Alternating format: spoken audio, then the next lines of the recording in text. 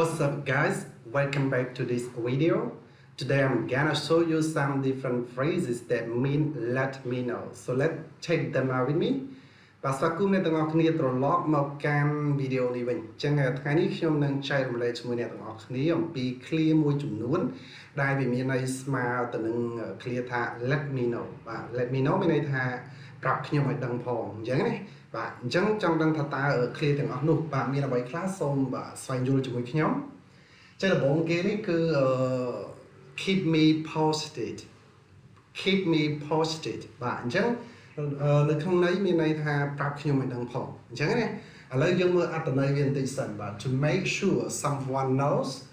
what is happening especially a situation quickly changing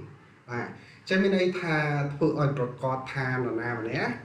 គាត់បានដឹងពីអ្វីមួយកំពុងតែកើតឡើង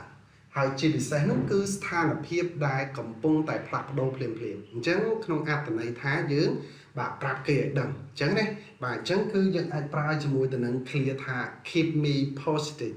keep me posted បាទឧទាហរណ៍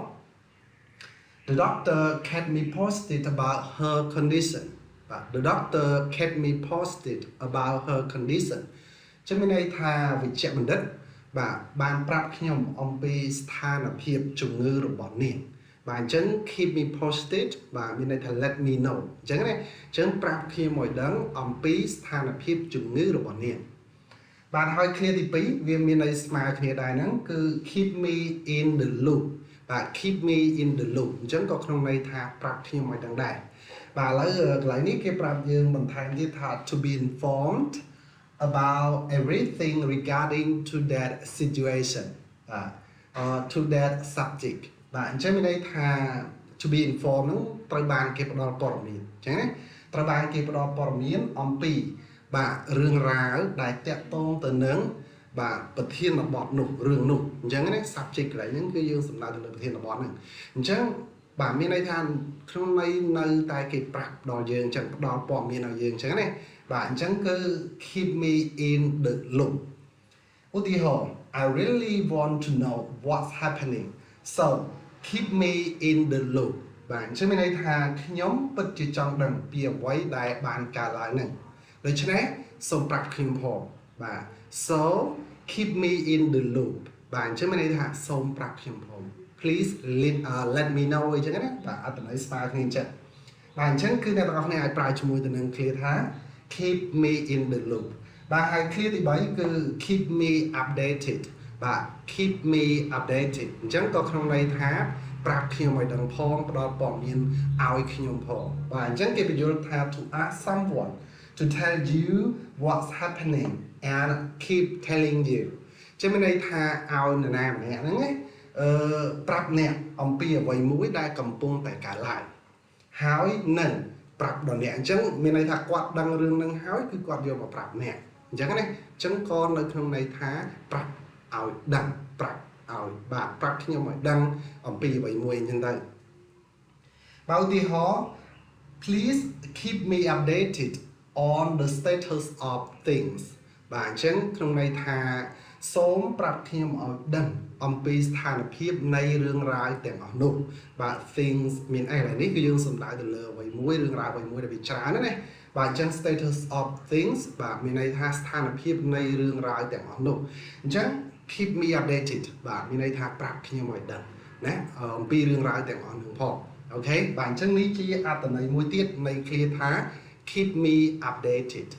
បាទហើយមួយ clear ទៀតបាទមួយ clear ទៀតហ្នឹងគឺ keep me informed បាទ keep me informed អញ្ចឹងក្នុងអត្ថន័យវាគឺ to give someone the latest news and details about the situation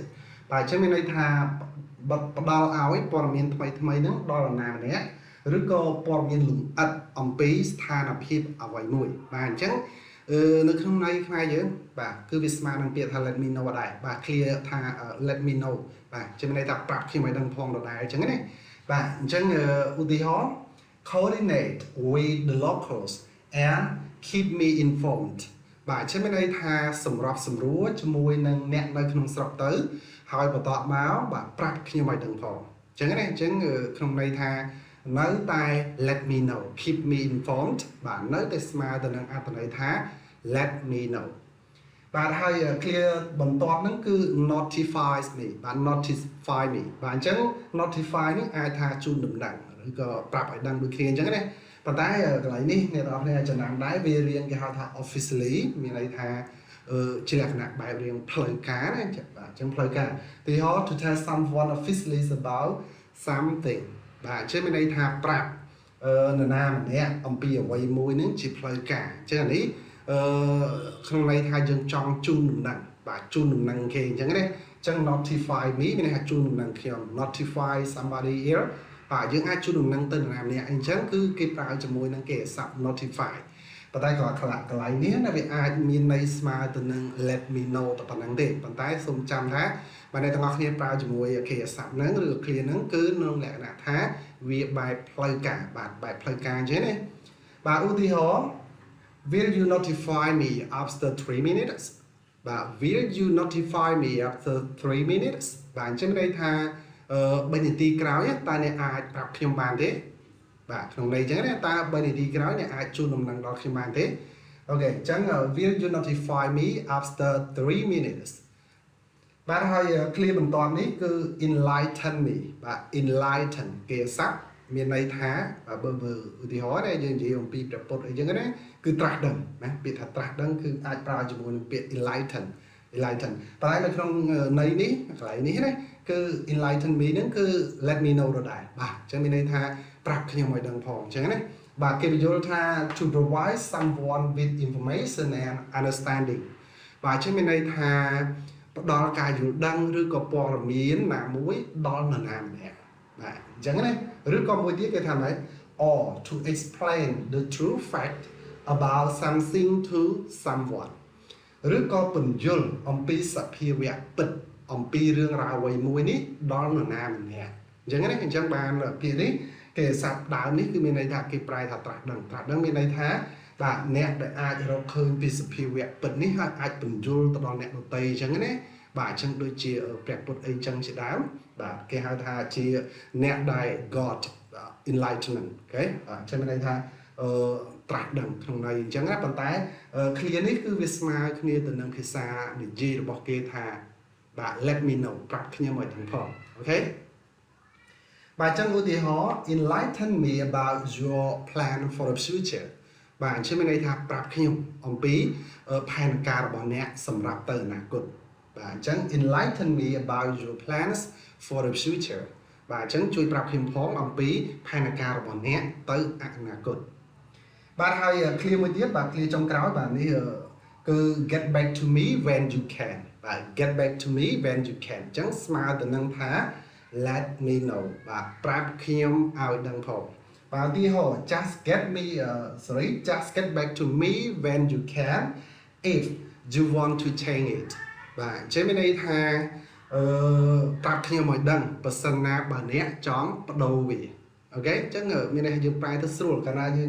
យើងចេះអំពី clear ងហ្នឹងអញ្ចឹងណាបាទអញ្ចឹង get back to me when you can ប្រាប់ខ្ញុំឲ្យដឹងផង if you want to change it បាទនៅពេលដែលបើសិនណាបើអ្នកចង់បាទចង់បដូរវាអូខេអញ្ចឹងបាទសង្ឃឹមថា clear ទាំង7ផ្សេងនេះអាចជួយអ្នកទាំងអស់គ្នាបាទបន្ថែមទៀតដើម្បីយើងពង្រីកនៅចំណេះដឹងការនិយាយឬក៏ការប្រើប្រាស់ភាសាអង់គ្លេសរបស់យើងអញ្ចឹងណាបាទបើមានចម្ងល់អីកុំភ្លេចបាទអាច comment ខាងក្រោមខ្ញុំរីករាយឆ្លើយតបបាទចុងក្រោយជូនពរសុខភាពល្អបាយបាយ